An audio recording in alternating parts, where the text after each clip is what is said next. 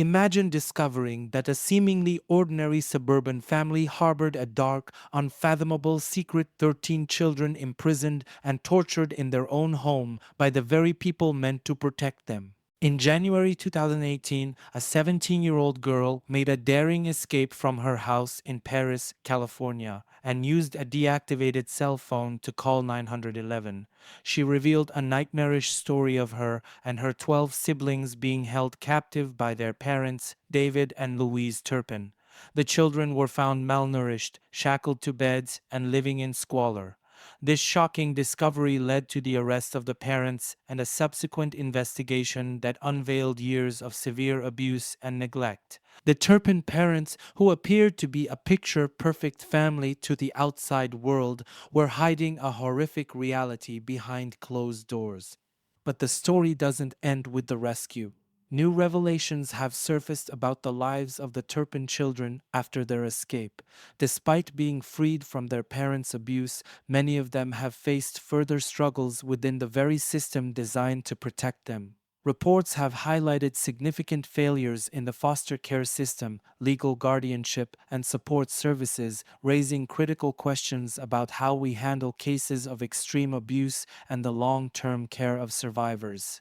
In this video, we will delve deeper into these revelations, uncovering the systemic issues that continue to impact the Turpin children and exploring what can be done to prevent such failures in the future.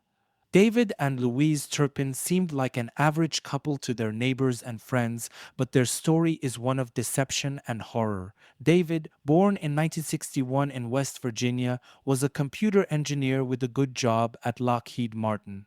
Louise, born in 1968 in Princeton, West Virginia, was a homemaker. The couple married in 1985, and over the next 3 decades, they had 13 children. To outsiders, the Turpin family appeared devoutly religious and tightly knit, but beneath the surface lay a grim reality. The Turpins led a reclusive lifestyle, often relocating to different states, which included Texas and California. Their homes were always secluded, with neighbors rarely seeing the children. David and Louise presented themselves as devout Christians, even homeschooling their children under the guise of a religious curriculum. However, the family's lifestyle raised numerous red flags. Initially, their odd behavior went unnoticed, but over time, relatives and neighbors began to see inconsistencies.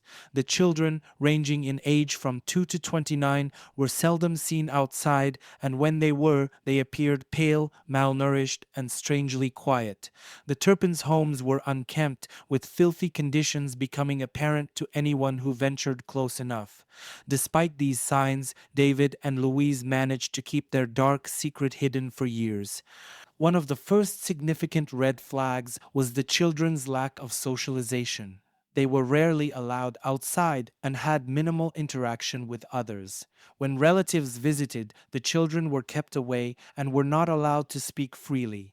Louise's sister later recalled instances where the children seemed terrified of their parents, unable to engage in normal conversation or display any sense of individuality. The abuse escalated over the years, becoming more severe and systematic. The children were often tied to their beds, deprived of food, and denied basic hygiene. They were allowed to shower only once a year and were forbidden from brushing their teeth. Punishments were extreme and arbitrary, with children being beaten for small transgressions or no reason at all. This isolation and abuse were methods of control, ensuring that the children remained compliant and unable to seek help. The Turpins' financial management also raised eyebrows. Despite David's well-paying job, the family lived in squalor. The parents indulged in extravagant personal expenses such as trips to Disneyland and Las Vegas, often flaunting their outings on social media while their children suffered in silence. This disparity between the parents' outward appearance and the children's living conditions was stark and troubling. Throughout the years, there were several missed opportunities for intervention. Neighbors, extended family members, and even local authorities failed to piece together the troubling signs. The children's homeschooling exempted them from regular interactions with teachers or mandatory reporting adults who might have raised alarms. The Turpin family case is a chilling reminder of how easily severe abuse can be concealed behind a facade of normalcy. Despite numerous warning signs, the true extent of the horror went undetected for years. It wasn't until the daring escape of the 17-year-old daughter that the world learned of the unimaginable suffering endured by the Turpin children. The subsequent investigation revealed the horrifying truth, leading to the arrest and conviction of David and Louise Turpin, and a deeper look into the systemic failures that allowed such abuse to continue unchecked. The discovery of the Turpin children's plight was a moment of profound courage and desperation. On January 14, 2018, a 17-year-old girl named Jordan Turpin managed to escape from her family's house in Paris, California. Armed with a deactivated cell phone she had found in the house, she dialed 911, her voice trembling as she described the horrific conditions she and her siblings had endured for years. Jordan's escape was meticulously planned. She had been preparing for this moment for over 2 years, mustering the courage to flee and save her siblings. She climbed out of a window and ran down the street, knowing that if she were caught, the punishment would be severe. When Riverside County Sheriff's deputies responded to her call, they found Jordan in an emaciated state, her clothes filthy and her speech marked by a limited vocabulary due to years of isolation and deprivation. The details she provided to the deputies were staggering. She described being held captive, chained to her bed, and starved. She mentioned that her siblings were still trapped inside the house, some bound with chains and padlocks. The authorities were skeptical at first, but Jordan's frail appearance and genuine fear convinced them to investigate further. When deputies arrived at the Turpin residence, they were horrified by what they found. The house reeked of human waste, and the conditions inside were appalling. The children, ranging in age from 2 to 29, were severely malnourished, pale, and dirty. Some of the older children's growth had been stunted due to years of severe malnutrition. The youngest child, a toddler, appeared slightly better off, but the older siblings showed clear signs of prolonged abuse and neglect. The rescue operation was delicate and complex. Authorities had to carefully remove the children from the house without alarming David and Louise Turpin, who were still inside. The parents were taken into custody without incident, and the children were immediately given food, water, and medical attention. The full scale of their suffering began to emerge during initial medical examinations. Some of the children had cognitive impairments and nerve damage as a result of prolonged physical abuse and malnutrition. The immediate aftermath of the rescue saw the Turpin children admitted to local hospitals for treatment. Medical staff were shocked by their condition. The children were not only physically underdeveloped, but also displayed signs of severe psychological trauma. Many of them had never seen a doctor and were unfamiliar with basic concepts of hygiene and nutrition. As news of the Turpin case broke, it garnered massive media attention worldwide. The public was horrified and fascinated by the details of the abuse, and the story quickly became a major news headline. The media coverage brought to light the extraordinary bravery of Jordan Turpin, whose actions had saved her siblings from their horrific plight. Journalists and reporters descended upon Paris, California, trying to uncover more details about the family. Neighbors and acquaintances were interviewed, and many expressed shock and disbelief. Despite the odd behavior and reclusive lifestyle of the Turpins, no one had suspected the extent of the abuse occurring within the walls of their home. In the days following the rescue, authorities began piecing together the timeline of events and the extent of the abuse. Investigators discovered that the children had been isolated from the outside world, denied proper education, and subjected to extreme punishment and deprivation. The Turpin parents controlled every aspect of their children's lives, using food and basic necessities as tools of manipulation and punishment. David and Louise Turpin were charged with multiple counts of torture, child abuse, abuse of dependent adults, and false imprisonment. They pleaded not guilty initially, but the overwhelming evidence against them led to their eventual guilty plea. they were sentenced to life imprisonment with the possibility of parole after 25 years. The case sparked widespread outrage and led to a reevaluation of how such severe abuse could go undetected for so long. It raised questions about the efficacy of the homeschooling system and the lack of regular welfare checks for homeschooled children. Many argued that the system had failed the Turpin children by allowing their parents to operate without scrutiny for years. The media coverage also highlighted the systemic failures that allowed the Turpins to evade detection. Despite some red flags and odd behavior, there was never a thorough investigation into the family's living conditions. The case prompted calls for stricter regulations and oversight for homeschooling and more robust mechanisms for detecting and responding to child abuse. In the months following the rescue, the Turpin children began their slow and challenging road to recovery.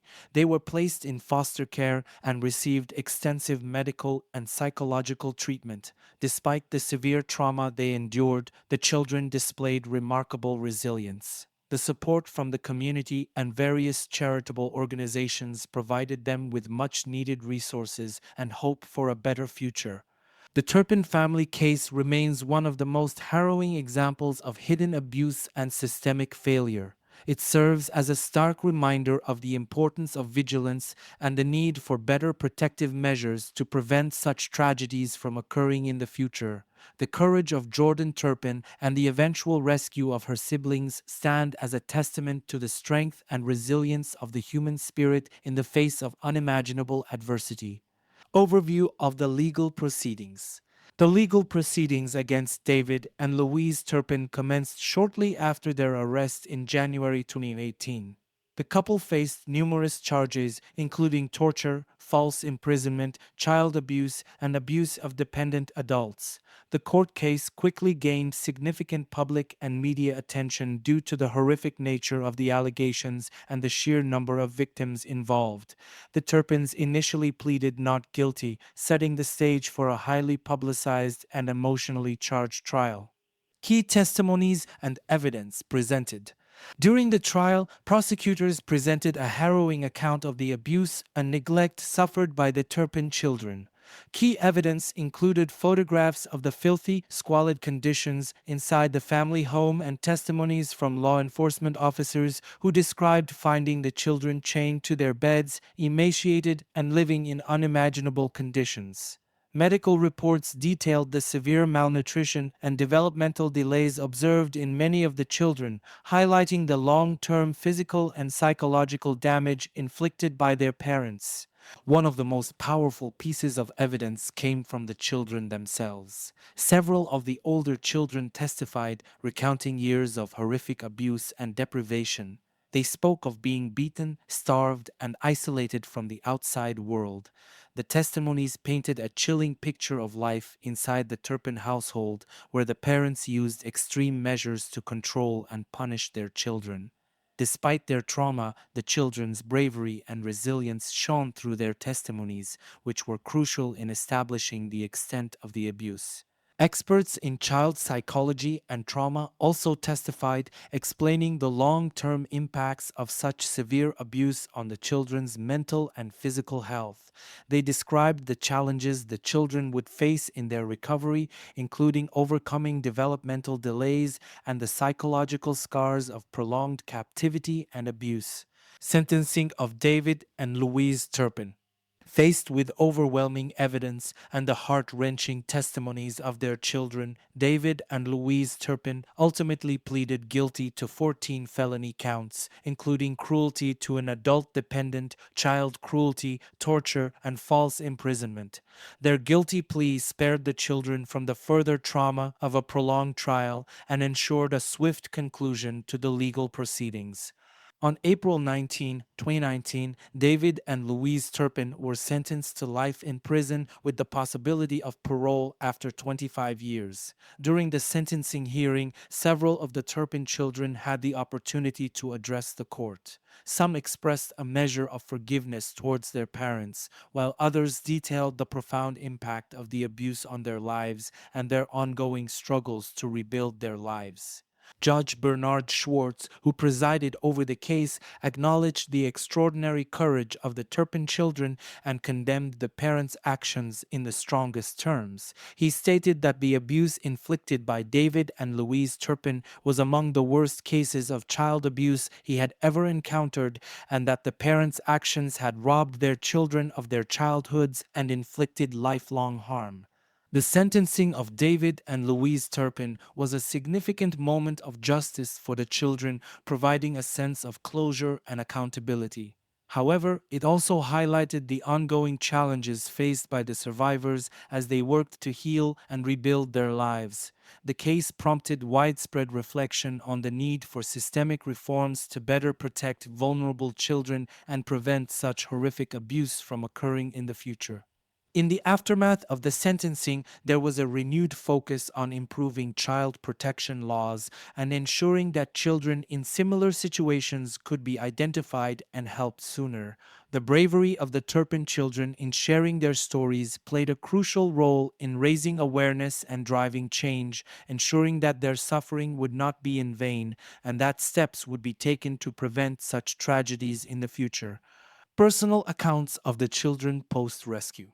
After their dramatic rescue, the Turpin children began the long and arduous journey of recovery and reintegration into society. Each child had a unique story of survival and resilience. In the months and years following their rescue, several of the older children shared their experiences through interviews and public statements. They recounted the profound relief of being freed from their parents' control and the overwhelming emotions that accompanied their newfound freedom.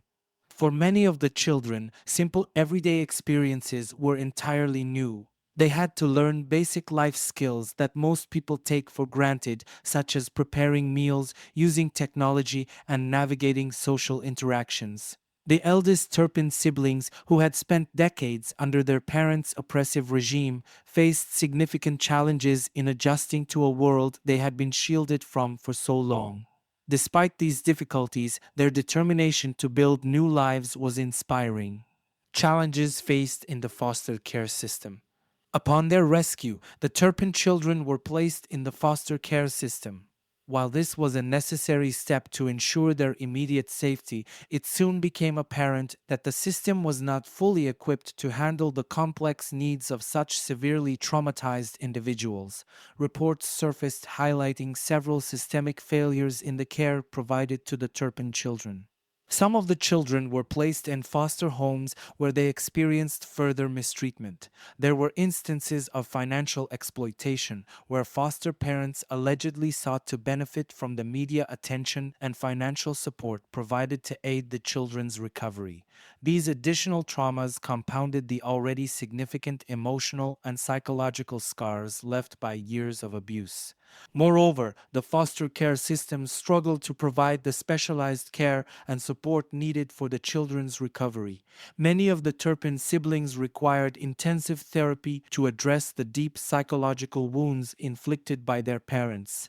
The older children, in particular, needed help transitioning into adulthood, finding employment, and pursuing education. However, the resources available to them were often inadequate or inconsistently provided. Success stories and ongoing struggles. Despite these challenges, there have been notable success stories among the Turpin children. Some have shown remarkable resilience and determination in building new lives. Several of the older siblings have pursued higher education, with one even attending college and studying to become a medical professional. They have expressed aspirations to use their experiences to help others who have suffered similar traumas. Public support and charitable contributions have played a crucial role in aiding the Turpin children's recovery. Numerous organizations and individuals have stepped forward to offer financial assistance, scholarships, and other resources to help them rebuild their lives. This support has been instrumental in providing them with opportunities they were long denied. However, the journey to healing is far from over. Many of the Turpin children continue to struggle with the long term effects of the abuse they endured. The psychological impact of such prolonged trauma is profound, and some of the siblings face ongoing battles with anxiety, depression, and PTSD. Trusting others and forming healthy relationships can be particularly challenging for those who grew up in an environment of betrayal and cruelty. The legal and social services systems have also come under scrutiny for their handling of the Turpin case post rescue. Critics argue that there was a lack of coordinated effort to ensure the children's welfare and that more should have been done to provide them with consistent and specialized care. The Turpin case has prompted calls for reform, emphasizing the need for better oversight and support mechanisms for children emerging from severe abuse situations. One significant area of focus has been the transition to independent living for the older Turpin children. Given their lack of exposure to the outside world, many face difficulties in securing employment and housing. Efforts have been made to provide them with job training, mentorship programs, and other forms of support to help them achieve independence. Community involvement has been another bright spot in their recovery journey. The Turpin children have received overwhelming support from local communities and beyond.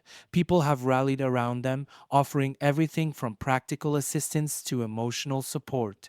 This outpouring of compassion has been a vital source of strength for the siblings as they navigate their new lives. In addition to personal recovery, some of the Turpin children have expressed a desire to advocate for change. They aim to raise awareness about child abuse and the failures within the foster care system, hoping to prevent other children from experiencing similar horrors. Their voices add powerful testimonies to the ongoing discussions about child protection and the need for systemic improvements. Conclusion. The story of the Turpin children is one of extraordinary resilience in the face of unimaginable adversity. While they have made significant strides in their recovery, their journey highlights critical gaps in the systems designed to protect and support vulnerable children.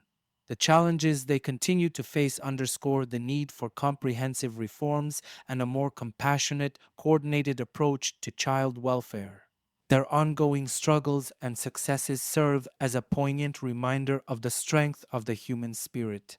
The Turpin children's ability to overcome their past and aspire to brighter futures is a testament to their resilience and the power of community support. As they continue to heal and advocate for change, their story inspires and calls for action to ensure that no child has to endure what they went through. Analysis of the system's response to the Turpin case. The Turpin case revealed glaring deficiencies in the systems meant to protect vulnerable children. From the initial response to the children's ongoing care, multiple systemic failures came to light. Despite several red flags and opportunities for intervention, the Turpin children endured years of abuse without detection or assistance. This section explores how various institutions, including law enforcement, child protective services, and the foster care system, responded to the Turpin case and where they fell short. One of the most significant failures was the lack of oversight in the homeschooling arrangement used by David and Louise Turpin to isolate their children. California law allows for private homeschools with minimal regulatory scrutiny, creating a loophole that the Turpins exploited to keep their children hidden. This lack of oversight prevented authorities from identifying signs of abuse early on. Additionally, neighbors and extended family members reported odd behavior and concerning conditions, but no comprehensive investigations were initiated until Jordan Turpin's escape. Criticisms from experts and advocates. Experts and child advocates have criticized various aspects of the system's handling of the Turpin case. One major criticism is the inadequate response from Child Protective Services (CPS). Reports indicate that CPS had some awareness of the Turpin family but failed to conduct thorough investigations or follow up on concerns. This oversight allowed the abuse to continue unchecked. The foster care system also came under fire for its handling of the children post rescue. Several of the Turpin siblings faced further abuse and exploitation within the foster care system, highlighting systemic issues of insufficient vetting and monitoring of foster homes. This secondary trauma compounded their already significant emotional and psychological wounds. Experts have pointed out that the lack of coordination between agencies contributed to the systemic failures. In cases of severe abuse, a multi agency approach is crucial to ensure that all aspects of the victim's welfare are addressed. In the Turpin case, there was a noticeable lack of communication and cooperation between law enforcement, social services, and healthcare providers, leading to gaps in the care and protection of the children. Suggestions for systemic improvements. The Turpin case has spurred a call to action for systemic reforms aimed at preventing such tragedies in the future. Advocates and experts have proposed several key improvements to address the failures highlighted by this case. Enhanced oversight of homeschooling, implementing stricter regulations and regular checks on homeschooled children can help ensure their safety and well being. This includes mandatory periodic health and welfare checks by qualified professionals. Improved training for CPS workers, providing comprehensive training for child protective services workers on identifying and responding to signs of severe abuse is critical. This training should include protocols for thorough investigations and follow ups on reports of potential abuse. Better vetting and monitoring of foster homes, strengthening the vetting process for foster parents, and increasing the frequency of unannounced visits can help protect children from further harm. Establishing a robust support system for foster families can also ensure they have the resources needed to care for traumatized children. Multi-agency coordination, creating protocols for better communication and collaboration between different agencies involved in child welfare cases can help close the gaps in care. This approach ensures that all aspects of a child's needs are addressed comprehensively. Public awareness campaigns, raising awareness about the signs of child abuse and the importance of reporting suspicions, can empower communities to act. Educational campaigns can help neighbors, teachers, and extended family members recognize and report abuse more effectively. Legal reforms, implementing laws that mandate harsher penalties for child abuse and neglect can deter potential abusers. Additionally, ensuring that laws facilitate the removal of children from abusive environments swiftly and safely is crucial. Support for survivors, providing long term support and resources for survivors of severe abuse is essential for their recovery. This includes access to mental health services, educational opportunities, and vocational training to help them build independent lives. The Turpin family case is a haunting reminder of the severe abuse that can occur behind closed doors and the systemic failures that allow it to persist. David and Louise Turpin's horrific treatment of their 13 children went undetected for years due to a combination of inadequate oversight, insufficient investigations, and a lack of coordinated response from various agencies. Post rescue, the children faced further challenges within the foster care system, highlighting the need for comprehensive reforms. The resilience of the Turpin children is a testament to the human spirit's strength and the power of courage in the face of unimaginable adversity. Their story is not just one of suffering, but also of hope and the possibility of change. It calls on all of us to remain vigilant, to advocate for stronger protections for vulnerable children, and to support systemic reforms that ensure no child endures such horrors again. If you found this investigation into the Turpin family case insightful, please like the video and subscribe to our channel for more in-depth analyses and true crime stories. Your support helps us continue to shed light on important issues and bring justice to those who need it most. Thank you for watching, and remember, staying informed is the first step toward making a difference.